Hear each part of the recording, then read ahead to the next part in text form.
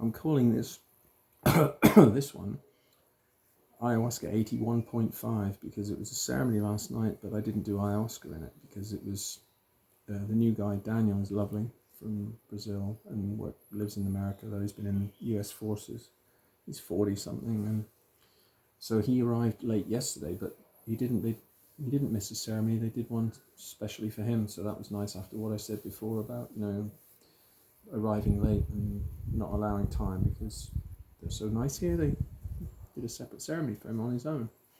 So I spoke to Maestro and Gino and said, it's okay, I'll sit in on it with Christian and Lady and Maestro.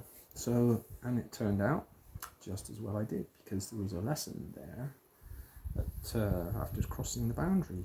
I haven't told the guys because I don't want it to interfere with their journey. I think they can handle it, but I'm just not going to say anything about what actually happened. Daniel had a very nice ceremony. He had a third of a cup and he was fine.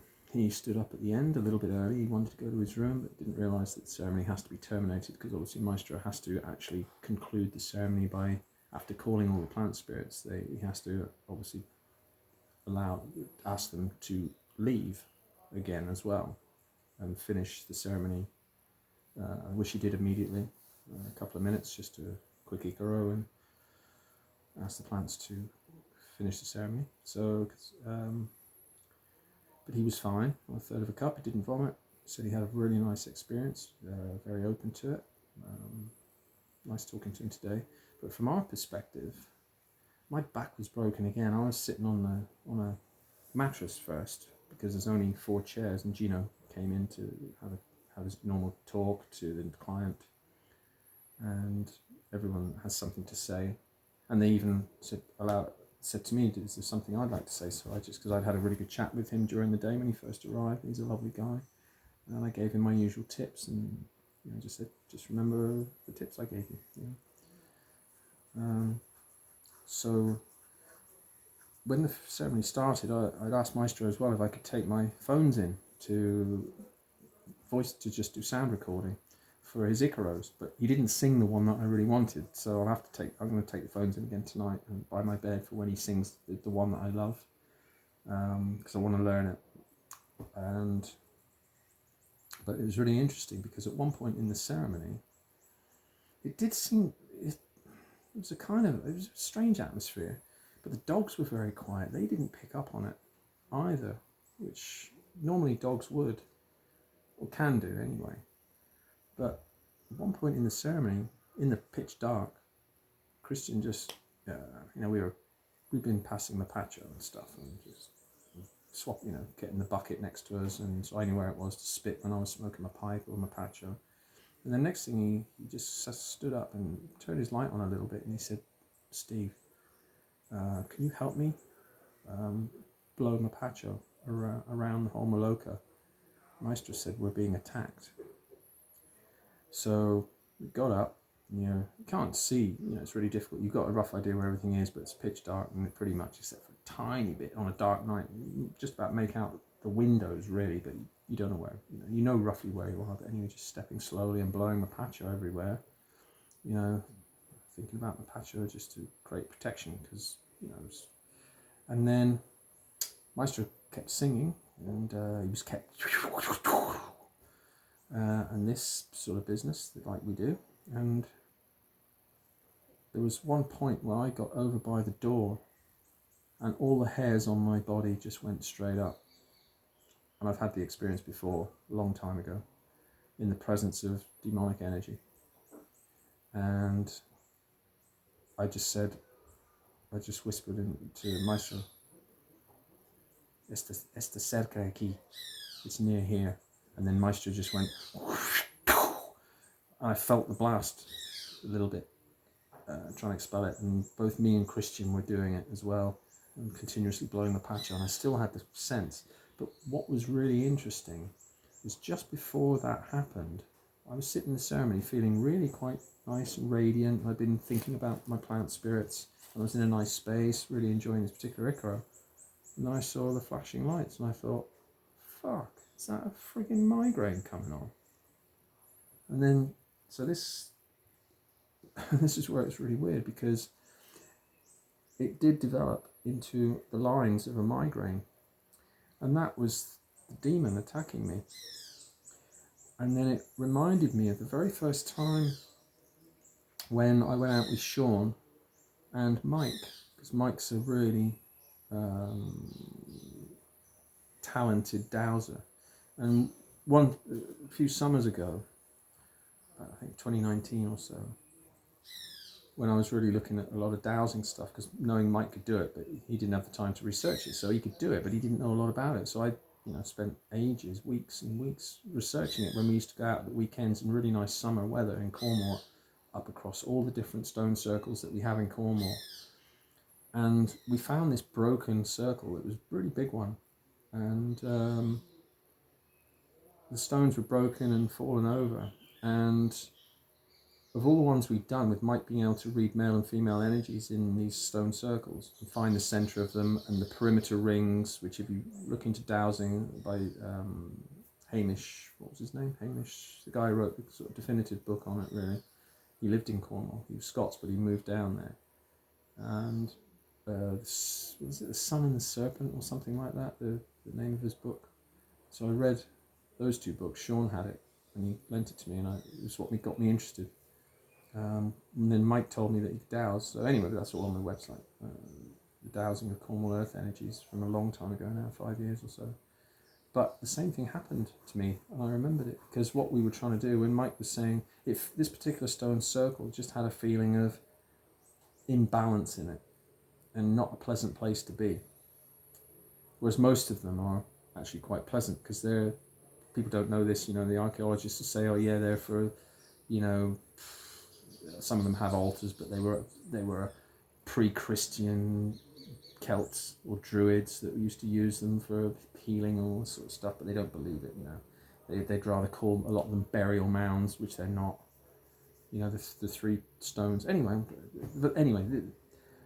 one time we found this circle, and I walked into the center of it, and I got a migraine. And just sounds like, just a coincidence. I used to get migraines quite a lot. I still get them occasionally. And so that was just really interesting to sort of, I did wonder whether it was sort of maybe the same demon, or it's just an aspect of dark energy, that it's kind of my own sort of radar, where they can trigger migraines in me, because I could never dowse, but Sean and Mike could. And I always wondered, it's a spiritual gift, and always wondered why I didn't get it. And I thought about it, I was thinking about dowsing the other night, and I was always frustrated that even after all my ayahuasca in the early days, I was always trying to pick up the dowsing rods going, I've done ayahuasca now, I should be, it's a spiritual gift, wonder if I'll be able to dowse. Never. And I know now that if I had been given that gift, it would have distracted me from my path of ayahuasca. So it made complete sense, because I'd have been just preoccupied going, and I'd have just been drifted away from the ayahuasca path that Mama Ayahuasca was setting for me. So it's just interesting the way things fall into place. But people believe it or they're not. Who cares? It's not your life, it's mine. So that was really interesting, because I said to him, something really interesting happened in this area. I said, but I won't tell you till Saturday. I'll let you just, because obviously you don't want to tell them, because guests, even though these guys now have had enough experience, they know the power of the shamans, it would mar, there might be something negative for them to think about, even though they're perfectly protected. And if they're on ayahuasca, they're blasted into their own visions. You don't, you wouldn't have any, that's the job of the shaman, to make sure the clients are protected. I mean, obviously at my level, or for the last year and a half, I've seen people suffering from demonic possession, even if it's quite mild. And of course the first one with Jack, which is just by his sort of physical, and seeing that demon, the face of that demon, which I recounted in the I did a video on just Capitari eventually, I think. But anyway, I've seen them plenty of times where I've been the tempo night and talked to them, You know, we've had a couple of people here. It doesn't happen very often. It's really rare, but it's a privilege, because once you're so far along the path and your fear's removed, you don't have any fear of demons or any negative energy. And certainly as a shaman, obviously you can't. You're the master of that world and you don't fear any of these things. But it was just interesting, that's for sure. It did make me think about it for a good hour afterwards. You know, I did go around my own room when I got back and blew my pipe around my own room, just in case it had only been sort of pushed out of the boundaries of the retreat, and maybe it was marching around in the evening. But yeah, just interesting, because obviously no fear. But interesting and strong enough to actually enter the Maloka. Maestro says it happens a lot. You know, they want to disrupt the ceremony. That's their job as the mortal enemy. So that was really interesting. So I'm kind of, I mean, you can get cleaned by Icaros, because shamans can still sing Icaros without the client being on ayahuasca. I mean, he was, Karen brought her and Josh's baby in last two ceremonies, because Josh is in America at the moment. So Karen's on her own in Iquitos. So she's come here, bringing the new baby. And within the culture, to prevent any, you know, bad spirits affecting the babies, it's in the culture. They sing the Icaros as babies. So that was weird on Friday, because I didn't know that she was here. And in the ceremony, I'm tripping my balls off, and then I could hear a baby sort of squeaking, and I think, fuck, what's going on here? Is there a spirit of a baby in the Maloka? What the hell's that doing here? But it was actually a real baby, because I didn't know, because I didn't see her walk in. Obviously, it's pitch dark, and it could, you know, the facilitators, it may go in and out to the toilet. I just think, oh, they're off to the toilet. I didn't realise they were bringing her in about halfway through on Friday, and then, was it Monday? What day is it? Oh, it would have been Monday, because I saw it, because I didn't even realise it was her. I thought it was another friend of the kitchen staff or something who brought a baby, and she looked so different. I didn't recognise Karen at all. So I apologised to her today. I said this morning, I said, I didn't recognise you. I said, you've changed a lot. And then just briefly spoke to her, just asked her how Josh was, and she's always, he's back in New Hampshire at the moment, just seeing his family and doing some work for his job and whatnot. So it's weird to have the baby. Baby's very quiet, and having a really loud Icaros sung at you, and then for a baby, it's just not, you know, it's not flinching or starting to cry. It's a bit strange, because it was sat right in front of me last night when he was doing it, because we were just sat in the plastic chairs. So that was nice to have, you know, and again, a realization when I was kind of doubting that actually, you know, having any role in shamanism in any practical sense in the future during the day, and then having that experience, it's almost like, you know, oh, well, there's that role for a start. And then I had just me and Maestro were left, and everyone, after Daniel had gone, they were tired, so they just nipped off. I was full of beans because I had an hour's kip in the afternoon, and had a really big meal and recharged, which I needed to after the last ceremony. I was so weak, zombie yesterday morning, and had a really nice chat with Maestro. I just said to him straight up, just said, you know, I don't know what to do to continue. I said, because the problem is having a shaman to trust. And I said, Maestro, the only person I trust is you. And he said, he said, well, if you want to come and work with me, trying to get the gist of not, you know, understanding all the Spanish, but basically he offered to continue training. I said, what, maybe a dieta? He said, yeah. He said, but I won't be available really until January. And I'm thinking, oh, bollocks, that's, you know, I'd have to overstay my visa again, and then it's more time wasted without having something to work on, sitting in Poxy Iquitos, which, I mean, is a lot better to me now after my transition, because I just see everything as it is, and not this horrible, dark, horrible mind-controlling negativity that the Hex did, and all the other dark energy that's always affected me immediately. But after my transition, and with the levels of protection I've got, everything is just wonderful. For the first time in my life, it's just, everything is beautiful and happy, and it's just after so much suffering in life, and just to be relieved of it all. So I'm enjoying every minute of it. I'm really looking forward to tonight's show. I just apologise to the guys in advance in case it's another night which I don't want to expect it to be, because that might mar it. But going to be the same again tonight, and attached to the next 3 plant spirits, which will be Chuchuasha, Mapacho, and Morosa. And Mapacho obviously second strongest, so that would be great to have an aspect of the protection that Mapacho gives, because obviously that's what we use in sermon to, when we have situations like that. You go around and you get the Mapacho sticks out. Don't use my pipe, you want one of the big fellas and just huff on it and puff on it and blow it all over the place, thinking about expelling the dark energy. So it was a really great experience. My first kind of role in a support role in the ceremony, and we get attacked by a fucking demon. What the fuck? So back in my room, I was amused as fuck about that. It's like, fuck, this is shit. And it was Maestro then saying, oh yeah, we get attacked quite a lot. And then I told him about Gino's attack last year, where Gino felt he got shoved in the back at the start of the ceremony. Because, and then obviously the reality of, which you don't tell beginners, of course, but the reality that, these demons, before the maestros got into the swing of actually singing Icaros, the spiritual defense might not be in place yet. And Gino got pushed in the back, and the next day he had severe backache, and Maestro Jairo had to suck out where he had a mark on his back, like a hand mark.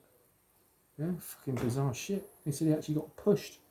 And nobody pushed him. It came through from the back of the Maloka and just pushed him. And then he was sick after. So he got attacked, I mean, the clients who don't talk about this stuff to the clients, who are beginners, the first or second week, probably frighten the shit out of them.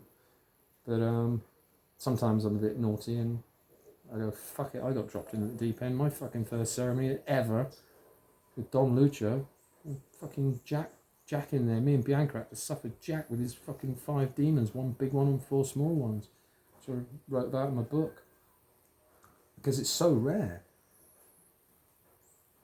I've never had anything that powerful in a person since. I've had the witch in Ma next to me, which I spoke to. When was that? That was when I met Twin, the Vietnamese gang, and Ma was there, the woman who was 40 years of age and said she'd done 40 ayahuasca ceremonies, but it turned out she'd done them all self-administered with some other French dickhead that weren't shamans. It's like, you fucking idiots. Oh, but I'm spiritual, man. It's like, yeah, I know you're fucking possessed to be doing that.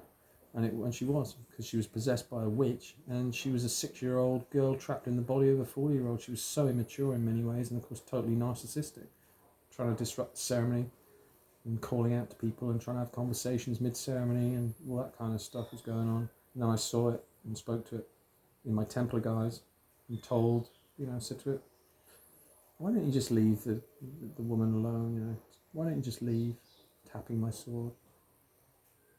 Why don't you just leave? Okay, so well, the shaman's coming for you. You know what's inevitable. Okay, so be it.